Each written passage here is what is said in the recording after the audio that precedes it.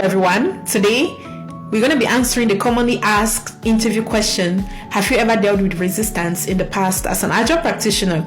So I'm going to be giving an example, a sample that you can use and succeed in your interview. A typical example that I can recall was a time when I joined an organization and then I noticed that they were not conducting the standard official Scrum events. Most especially, they were doing some of them, but one of the most important Scrum events, which is the sprint review, they were not actually doing this event. And as a result of that, it seems like they never had a stopping point. So team members were always feeling burnt out. Customers were hardly ever satisfied because they've never had an opportunity to even see one working functionality that the team members have created. They will only hear about it through status update meetings, but never an opportunity to see.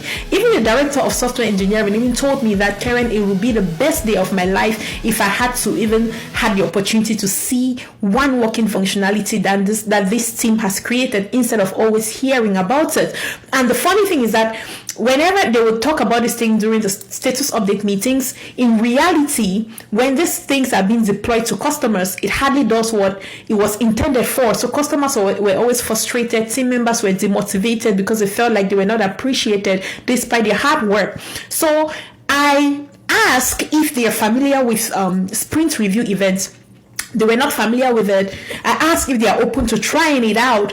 The dev lead wasn't interested at all. According to the dev lead, it was just an additional meetings to their already so many meetings. So the dev lead was super frustrated and not ready to attempt it at all. So in my understanding, I want to know where the dev lead was coming from, and then I realized that they were already overwhelmed with so many different meetings that has nothing to do with Scrum events. So I seized that as an opportunity and asked if they were interested in hearing about how the Scrum works and the events. So they were open to that. So I explained to them the concept of the Scrum events and the purpose of this, and I was able to help them separate the Scrum events from every other meetings, helping them to understand that the priority for them to be successful as a Scrum team is to first ensure that they are taking advantage of these events, and then they can, deal with their other meetings. The Scrum lead too wasn't interested.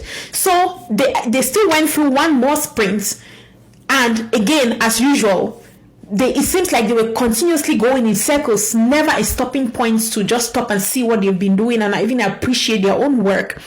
So I still went to the dev lead and asked if he's open to just try out. The other team members were open and interested to just try out this sprint review event.